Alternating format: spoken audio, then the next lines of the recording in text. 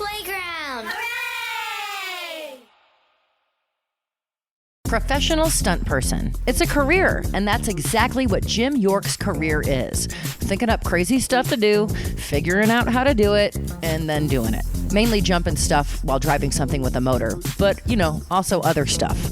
I'm Lexi, and this is Delightfully Different. Today, I talked to Jim about what it's like to be a professional stunt person. It's a dangerous and exciting career, and he's got a lot of stories to tell. He even once raced a boat with Vanilla Ice. Yeah, just like, my name is Jim York, and I'm an idiot. But no.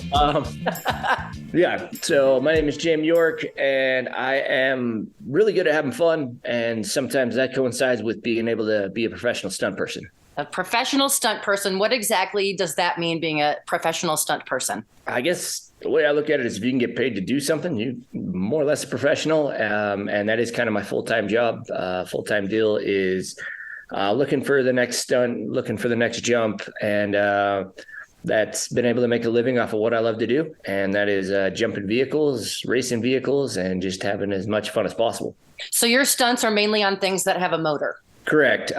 You put me, I really love mountain biking, but you have to have air awareness and things like that, which I don't have, where in a motorized vehicle that's at least four wheels, usually it's just pin it at a ramp, hit a certain speed, and it should work out. So a lot better at that than having to backflip and be aerobatic and anything that way. Well, I've seen you doing the mountain biking, and you were pretty incredible at that too. So that's a dabble compared to what it takes to be top level there. It's beyond my ability. But that's awesome. I'm your beginner, but wouldn't say I'm by any means at the level that it takes to really be good at it. Well, you must have no fear, because I'm scared to do that. What is the American Stunt Society? American Stunt Society was a kind of a joke to begin with. And then it turned out that I just needed an LLC. And it just kind of started to spiral from there into hey, this works out. Made a couple logos that I thought were funny. And if you think about the acronym, that's where it gets really funny for me. Yeah. So all those things put together, that's more or less a way for me to be able to, a lot of times when I'm doing a stunt, they won't let me do it under any kind of corporate banner. And I have to build that as a separate entity. And so that's where that American Stunt Society really came in. And they made a handful of stickers, shirts, and pair of socks and things like that. And that's kind of how that all came about. That's what it is. And a community that loves the stunt life. Is it because if you can't do it under a corporate entity, is it because of insurance purposes? They're afraid you're going to get hurt? Yeah, typically it's a liability issue. Okay. A lot of people don't want to have a world record jump on the books. And with that in mind, that's kind of how that shakes down is we're hiring this company to facilitate all that. So they're taking care of liability, they're taking care of the insurance, et cetera, et cetera. And yeah, that's how kind of able to get around the red tape of having, jumping 100 and some odd feet in whatever vehicle shouldn't make it. And speaking of vehicles, you've been named the king of limos by a writer at thedrive.com. Would you tell us how you got that title? Oh man, that started actually really, I've had limos all growing up. I grew up in a Cadillac family, and it just so happens Cadillac is a manufacturer of limousines. Well, manufacturers will take Cadillacs and make them into limousines. Okay. And so with that, I just always had an affinity for the big long boat style cars. My first car was a 1967 Cadillac Fleetwood Brougham, which by any modern car was a limo in and of itself. But we did a world record jump 4 years ago, and we jumped a hearse and got the world record for that. And maybe 5 days later, I get a call from my buddy Travis Pastrana, who is filming his iteration for a video series called Gymkhana. And he kind of said, hey, it's probably not going to make it back, but I know you have 12 of them. Do you want to drive one of your limos out and jump it in the video that we're doing? And I'm like, sure. But versus driving one of my convertible limos to Maryland, I said, I'm going to just find one out there. I can cut the top off. I'm really good with a Sawzall. We'll cut the top off and we'll jump it there.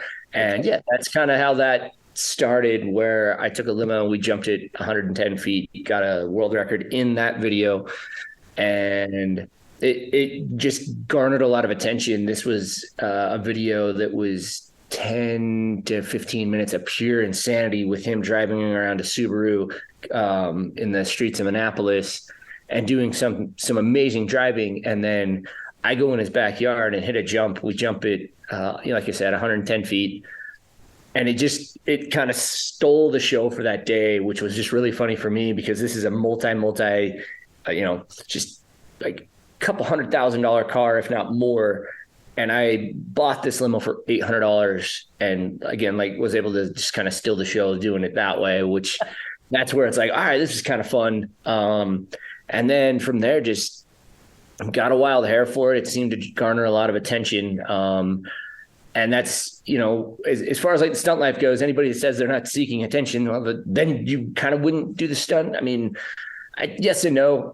To get paid for it, you need attention. Yeah. Like I say that like I've done stuff behind the scenes that was probably some of the gnarlier things that just never makes the light of day, and you just do it because you love it. But at the end of the day, when you're trying to do it for a sponsor and you can garner a lot of attention and you can prove it, that's kind of what it takes. And the limo thing seemed to catch on. So then we jumped and did the world record hot tub limo jump. So we put a tarp in the back of one, filled it full of water, put a couple people in the back and jumped that over the same gap. And that worked out. When I read that, I thought I saw hot tub jump and I thought you jumped over a hot tub. And then I was like, nope, he did not jump over a hot tub. Yeah, no, that one had a lot of people nervous. If you figured a gallon of water is 8 pounds and we had to fill the entire back of a limo, which is, a few hundred gallons, we're adding a significant amount of weight to the back of that car. And no one knew how it was going to fly. And we just kind of said, well, let's not be seatbelted in. So if this thing goes upside down, we can hopefully bail out and, tuck and roll and be okay. And it just so happened that went just as smooth as you can imagine, and actually jumped that car twice before we bent the frame in half. And that was the end of that one. And then eventually you ended up jumping this limo through an RV, which got you a ton of attention. Yeah, that one, that was a super, super last minute deal. Really? I get a call from a local guy here in Utah. It was the kind of the guys from Godfrey, the godfather of Nitro Circus. And he's like, hey, we're out filming. Do you got anything? Like we have Utah Motorsports Campus that'll kind of let us do almost anything within reason. And I'm like, I have always wanted to jump a limo through an RV. I drew the paper. Like every good idea starts on a napkin, and I had drawn it out and I'm like, this will be so cool if it works. And I get a call, I think noon on Friday, after they're like, we'll see. We got to get it approved. We got it approved. And they're like, can you be at Utah Motorsports Campus at 7 a.m.? This is at noon on a Friday, and I don't have a limo bought for this yet. And so I just start scrambling, making phone calls. I already had the RV bought. Like that's what I was. Oh, you did? It was your own RV. I was either going to jump the RV or wanted to jump through it. Okay. So so I feel like we need to explain when you say jump through it. It's not the frame of the RV. It's a full RV that is put together, and you literally jump through the walls of the RV. Yeah. So those, like basically jumping through a mobile home. Yes. Yeah, like they're not as sturdy as you think. Yeah, because it went right through it. But yeah, anyway, long story long there. It was, I think it's 7 p.m. I finally found a limo that was within the price range to destroy and drove it straight to my buddy's house. And the one worry we had on our end is, okay, we don't know really the integrity of this RV that we're going to jump through. So is there piping that could end up coming through the windshield? Is there 2x4s? And, like that's kind of the bigger risk here is if I get stabbed, like if I'm impaled with something, that's going to be a bad day for me. So we took out the windshield and welded what was supposed to be a quote, well, it was a quote unquote cage. It was a fence from the backyard that we took from the neighbors. Welded that to the front of the car as a pseudo like stopper for anything too big that would, potentially cause harm as stabbing me. And drove it out from Bountiful all the way out to Utah Motorsports Campus with that setup. Had my goggles on and just like, I think I passed a cop and he was looking and he's just like, no questions asked. I'm not even gonna deal with it. They were definitely concerned about some safety things. If you look at the video, it's kind of filmed from the back because what I was supposed to have as far as a run-on goes was supposed to be a direct straight shot. And was supposed to be able to build the ramp how I wanted. So I knew I was going to go straight up and through the RV, and that none of that panned out. The guy that was supposed to come up, build the ramp wasn't there. It was I shouldn't say off camera. It was like a chicane into the straightaway and then just a flat light day where I really couldn't see much. And I'm like, well, worst case, we're going to slam into the side of an RV with a limo. It still should be pretty entertaining. It'll be a good crash. And let's just go as fast as we can, see what happens. And it worked out entirely too well, where it went right through it. You can tell that the rear tires hit the frame of the limo and bucked it up when I went through. But I mean, I blinked and I was through it. And it all happened very fast. And I kind of like sat there at the end and I thought it was still going to run. So I was trying to like get it started to drive back. And then when we opened the hood, once we realized it was the limo was done, we had pushed the motor about 8 inches back. That's how hard it had hit. And it worked out for what we were going for. I jumped the limo through an RV. That picture of the limo kind of sticking out both sides of the RV, that's all I was really going for. And the RV, I mean, we didn't touch the front part of it, so we started up and drove it off. Like you did not. If you look at the post, there's a post of it somewhere where it's like it's driving off. It's still good to go with a hole in the middle of it. I love it. Yeah, we just gave it the bay windows. And so I saw some videos of you also jumping stuff on a Vespa. Yeah, that one again. That was a Gymkhana shoot. We had signed up to be a sponsor of that with Mr. Pastrana again, and they wanted they were really big fans of what's called a scoot ski, where you take a jet ski and you mount a scooter underneath it. So it's basically an on-land jet ski.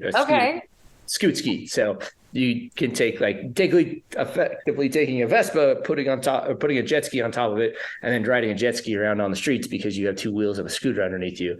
And so in the video, Trav comes off he'd done like a rail slide with the car over a couple K rails, comes down and then comes and drifts around me. That was our stunt for the video. But then I'm like, well, I didn't jump anything. That's kind of boring. And we got the idea, like there's old 80s, 90s style scooters called Honda Helixes, and they're pretty quick. They have like a 250cc motor in them, and we'll get up to 60, 65 miles an hour for a scooter. Not bad. And we wanted to jump over the car. And so we needed something with a little bit of speed, and that seemed to be the right fit for the whole deal we were going for. The car itself was an old Subaru GL that was mimicked after the U.S. ski team's Subaru sponsorship from the 80s. So the 80s style scooters and the whole deal were like, yeah, let's jump over it. And that one was really funny. There was definitely a loss in communication for who built my ramp. He's a skateboarder. And I showed up and I'm like, you built a wall. Like, this isn't a ramp. This is a G'd out wall. Work. But we don't have time to do anything else, so we're going to make it work. Initially I was supposed to jump like 60 feet. And when everybody looked at it, they're like, if you want to go 60 feet that way, you're going to have to go 100 feet up. And so we moved it in a little bit, and it actually worked a lot better in that it made the drifting around between the ramp and the pond that I jumped into a little bit more exciting, and he went right underneath. I was able to jump over him. We actually did that one twice, and on the second one, that's when it just got too dark, and that was the last kind of day we had at that location. So it was one of those like, well, we've got one, and we've got one for safety. We don't need to do it again. You're not dead yet, so let's get you out of the pond and get you. Let's move. Live to see another day. Like, perfect. It's almost like if it goes wrong, it still goes right. Yeah, that's the kind of stunt I tend to like. Okay. I was just kind of like looking at the one behind me where I jumped. We did the world record limo jump. Somebody had beat it, and I wanted to get it back, so we got that record back. But it was funny. I did the jump, made the record, and then as I was coming around the corner, because this was on a circle track, it rolled over. It rolled all the way over, landed back on all fours, and I drove away. So we called it a kickflip, or effectively kickflip the limo. And once we got, they do like a quick anytime the car rolls over, they do a medical evaluation. Yeah. They'd gone through that, and I checked, it was fine. And I text the guy, I'm like, what'd we get? What was the distance? And he's like, hang on. And then like 10 minutes go by. He's like, nobody measured. We're like, what? He's like, you rolled over. You did the full rollover and landed. Everybody, that was way cooler than the jump. And I'm like, if you guys are happy, all right, sounds good. I love it. Yeah. Tell me about the Mint 400. What is it, and what was your participation in it? Mint 400. Toughest off-road race in North America, allegedly, or arguably rather. It's starts in Prim, Nevada, right at that the border there where like Buffalo Bills is, and you start from there. And it's a classic desert race put on by the Martelli brothers. And I had a friend at the time that's now, 2 years ago, not dating, now dating. Gabby Downing. Yeah. So okay, on that one, is that how you met her? We had met through mutual friends, just kind of casual acquaintances with similar interests. She's a drifter. Yeah.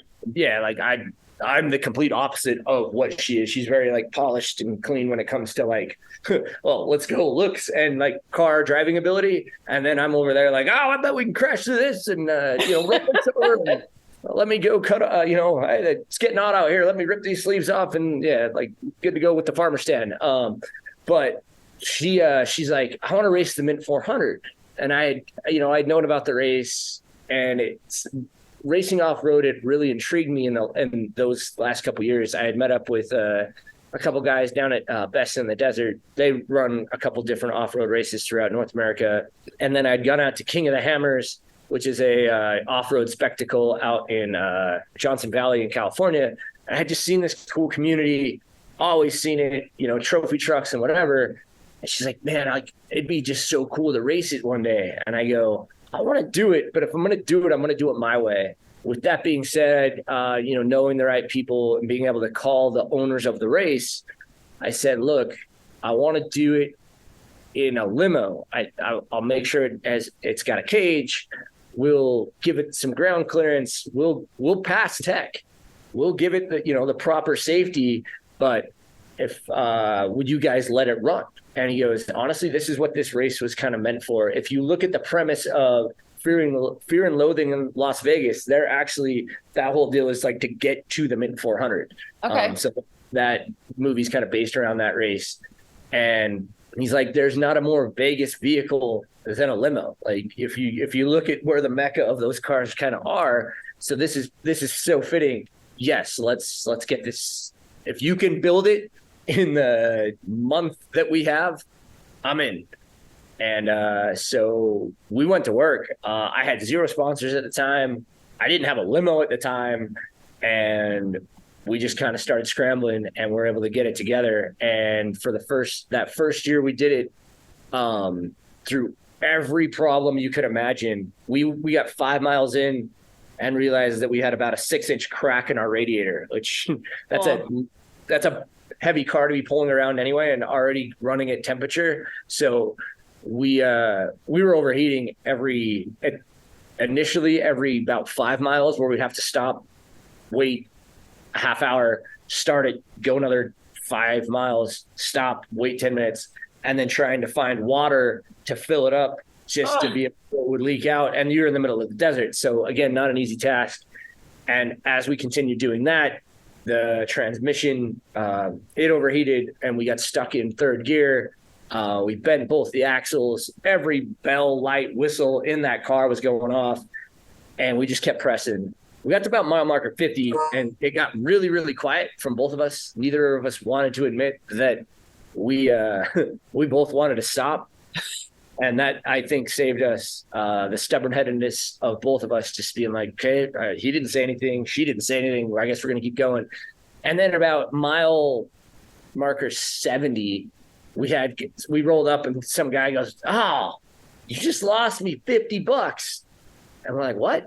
He's like, I bet you guys wouldn't make it this far. And then that was kind of like the motivation. All right, we got 30 miles to go. This is going to suck.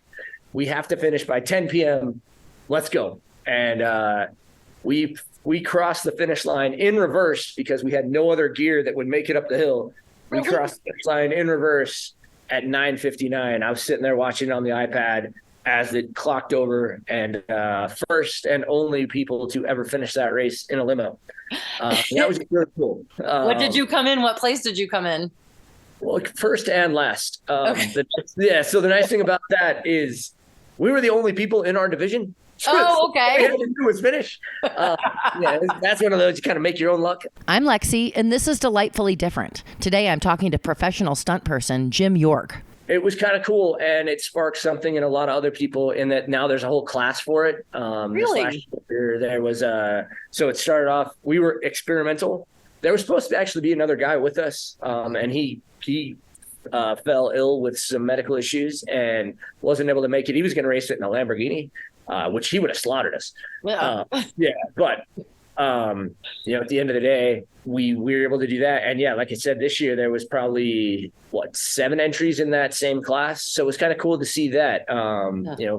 We're your everyman sport. We're the, hey, here's a vehicle that shouldn't do it. And the person that won the class this year, she did it in a Mazda Miata. Okay. Yeah, kind of the complete opposite of a limo, but it was cool to see that. Yeah. Now, did I read correctly that after that was over, that your car got stripped? Yeah. So this year it was a bum deal. We ran into the same transmission issue where we got stuck in a low gear, and so carrying speed became paramount. We had to carry speed, and we were about to go up a hill, and we're coming down a hill, around a corner, up a hill again. And if we lose speed, the transmission's not going to have the torque it needs because we've lost the low end gears. We're not going to make it up the hill. So I'm driving, come around the corner, but that corner's washed out and has a lot of whoops in it. So I'm like, I don't know what to do. I got to keep speed. So we bounced, went up, came down, and that's a lot of weight coming down. And we broke the axle clean in two. And just, that was the end of our race. Had to leave it there. And it was one of those, that's not an easy car to get out of the desert either. So we had to leave it overnight. And unfortunately, when we came back the next day, those that found things that weren't theirs to be theirs did. And they stripped that thing like a car on the LA freeway. It was basically, it wasn't even cinder blocks. It was just slammed to the ground. They took tires, seats, anything and everything you can imagine that would be off-road specific for that car was stripped off of it. From the pumper tank that like breathes fresh air into your helmet to the radios. They went underneath and even took the transfer case. Everything was gone off that car. It's just kind of a bummer, really. Total bummer, right? But it ends. This whole thing ends with you falling in love with Gabby. We were already dating at that point. You were? Okay. Even after year one, that was when we were like, that's a lot. We went through kind of hell and high water to finish this race, and neither of us really got mad at each other. There was never if you would just shut up for a second. There was none of that ever. It was just kind of one of those, we both kind of stayed in as good spirits as you could imagine for everything that was going wrong. And it just kind of it just developed into something that was like, this is pretty good. We want to give this a go. So we had been dating at that point, but that's where it was really, really tough for me. I know that, stuff happens.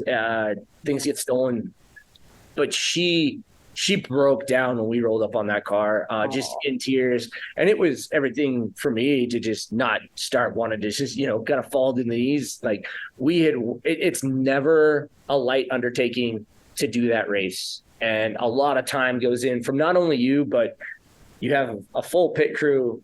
You've got all the guys that just worked their asses off to just even get to a point where that car is race ready, and then just have that just completely stripped, and the thousands of dollars from sponsors and or out of pocket just taken by somebody that isn't theirs, Right. is really, really disheartening. That being said, the off-road community rallied hard and was really, really cool. We've got a guy down in California that don't know him from Adam, and he's like, bring it to my shop. I've got a full custom shop. It's a custom shop out of Riverside called Devious Customs. He's like, you get the parts, I'll do the labor. And every sponsor under the sun came back and said, hey, whatever you need, just let us know. We've got your back. And so while, yes, we still have to rebuild and do all the work again that we might have not had to, there's criminals, and then there's a community. And that's what I really learned was criminals are going to exist anywhere and everywhere, but a community is pretty rare to find that's just that genuine, and the off-road community definitely is that. Oh, that's nice. That's good to hear. Yeah. You were quoted as saying that you have horrible ideas. Yeah. The hot tub limo being one of them. Like, Was bull riding one of them? that was a A idea. wonderful, horrible idea. That was just a bad idea. I said yes to. Friends, and I guess it's like I have bad ideas and I have friends that have worse ideas, and it's just, it's a horrible idea. What time? Like, Right. Well, yeah. tell me about the bull riding. When and where did you do that? So I had some buddies in town here for a hunting expo down in downtown Salt Lake, and just kind of out of nowhere, he goes, hey, tomorrow night up in Ogden, we're going to go ride bulls. It's $25. Do you want to do it? Sure. Wait, they just let anybody go do it for $25? Yeah. You go up to the Golden Spike Arena in Ogden, Tuesday nights, I think it was. I thought they only did that with the mechanical bull. Well, that's fun. No, $25. They'll throw you on a bull, and you get to go and give it your all. And it was really funny. There was definitely beginner bulls, and then it was kind of getting later in the night. And the guy that's kind of running the show, he looks at me and he goes, all right, you're up. And I go, cool. And they, like, one of the guys goes, one of the other guys that we were with, kind of, hey, he's never done this before. You sure? And he looks at me again and just says, You've never ridden a bull? Like, this is everything I'm doing right now is very foreign. And no, I have never ridden a bull in my entire life. I have no idea what I'm about to get into. And he goes, well, this guy likes to charge. So when you fall off, just get up and run as fast as you can. That sounds good. Well, all right. And if you watch the video, yeah, it lasted all about 3 seconds and landed kind of face down, got up, and before I could take 2 steps, that bull was just straight at my chest. Picked me up off my feet, threw me down again, and was right over on top of me. And I just kind of, well, I'm either getting stomped out right now or this is going to work out.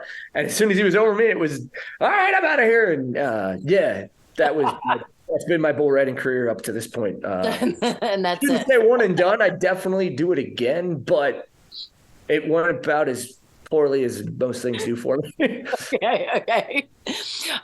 You also did some boat racing with Travis Pastrana once again. And Yeah. you were not really a boater, and you're kind of scared of water. Yeah, both those things for sure. So how did that happen? So back in 2020, the whole boating series kind of starts there. The world shuts down. There's no more live sports. There's no more much of anything. And Mr. Pastrana, being who he is with the Nitro Circus and things like that, we kind of look at it and say, hey, look, we've got an opportunity to kind of put action sports back in a spotlight a little bit. We're able to do these different types of events with not big teams. They're all individual sports in a sense. And he had a longtime buddy of his by the name of Britt Lilly that's always been like, dude, you need to try boat racing. And this was that opportunity, really, where you've got, sponsors looking for things that, to garner attention and to, get their name out there still. And basically a spotlight to say, look, like, there's nothing else going on. Whatever we can get, we'll kind of take it. And offshore powerboat racing definitely has my attention in and of itself. So we signed up as a sponsor for an invitational, the company I was working with at the time. And I was just their brand manager at the time. And I was kind of like, hey, I've done some other stuff. Can I drive? I want to be, this is an invitational, and on our team so far is the Diesel Brothers and Vanilla Ice.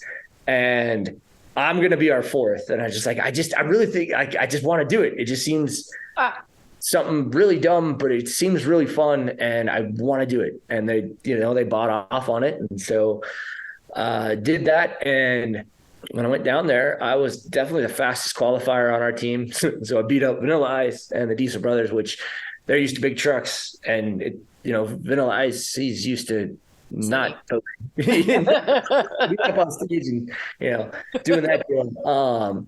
So with that, a couple months go by and I just get kind of a random text like, hey, would you want to race a full season? Hey, I'm looking to maybe do this as like a full deal. And I literally wrote back, I'm like, I think you have the wrong Jim. Thinking he's got contacts with like Jimmy Johnson, guys that race for a living, and he met, anybody else. And text back, York, right? And I'm like, yep, yes, I'm in. Like, let's go.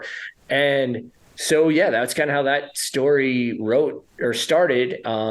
I had literally never driven a boat in my entire life. Not even like I'd never been out. Like I've been to Lake Powell, I've been on a boat and never driven one though. You would ask me to like park it on a trailer. Wouldn't know how to do that. Wouldn't know really. I mean, I assume you start it with a key, that kind of thing. But as green as you can get when it comes to boats in general, and then let alone racing them offshores, where you've got, waves and everything trying to just effectively kill you.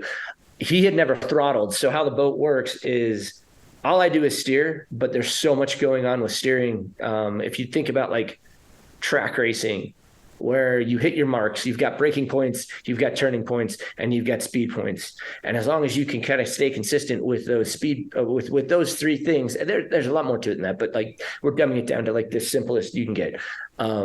Those are the points you got to hit. And as long as you can effectively keep up with those points and stay on your marks, you're going to do pretty well.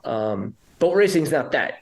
Where a wave was in one lap, it's not there the next lap. And I mean, where the water was calm 30 seconds ago, it's not now. So it's a lot going on just to keep that boat going straight. Plus it's we were racing V bottoms. So the whole thing just wants to teeter back and forth anyway. And then you've got waves pushing you one way or the other.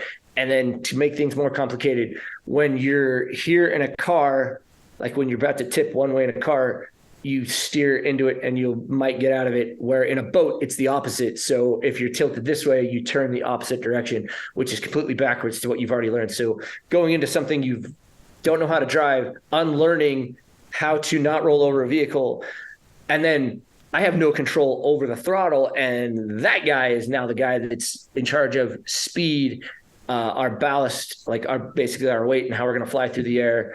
And, the trim and all those different elements. It was a lot to undertake, and we didn't die. Good. Yeah. And it actually worked to our favor, being the competitive idiots we are. So last race of the season is the national championships, and it's really bad weather. Even in testing, we go up, we kind of trip. So what that means, you come up off a wave and there's another wave. And if your back end hits, you'll basically nosedive, and effectively your front end goes under it. It's pretty jolting. It's not pavement, but water hurts when you're at high speed. And so we tripped, we blew the wrap off the front of the boat. Like it was a good hit. And that was just in our like hey, our practice run basically. Come race day, the water was even rougher. The date of the race got pushed back 3 weeks because this is when that hurricane had hit Florida so bad. Yeah. And like the city was still kind of, it was pretty sad to run through that city and seeing just everything blown over and the destruction that hurricane had really put on. But the city really wanted, hey, like we still need an economic help, like, and people coming down and, getting visitors come down to come boat race, et cetera, like that helps. So went down there racing, and yeah, it was still really windy, really rough. And the race started, I think there was 5 boats when we started, finished second that day. And then it was a first day counts, like it was a 2-day race, and the second day counts as double points. So yeah, like effectively you want to do well both days, but the second day is really what matters. And we went out the second day, and it was swells. We were milling out to where we needed to go at like the slow pace of 40 miles an hour, and we're smacking into waves and getting tossed back and forth. And both of it, like even the video from that, it's like, this is stupid. Like, we should not be out here. We've got water coming up overhead in a watertight capsule that's now leaking profusely. We can't see out of the boat because we've got water inside, and now it's so warm inside that it's fogged up the windows. But they're about to drop the green flag, and we're in position where they do like a rolling start. We've got the pace boat about to drop the green flag, and they come over the race intercom and said, stop, like, cancel, race is canceled.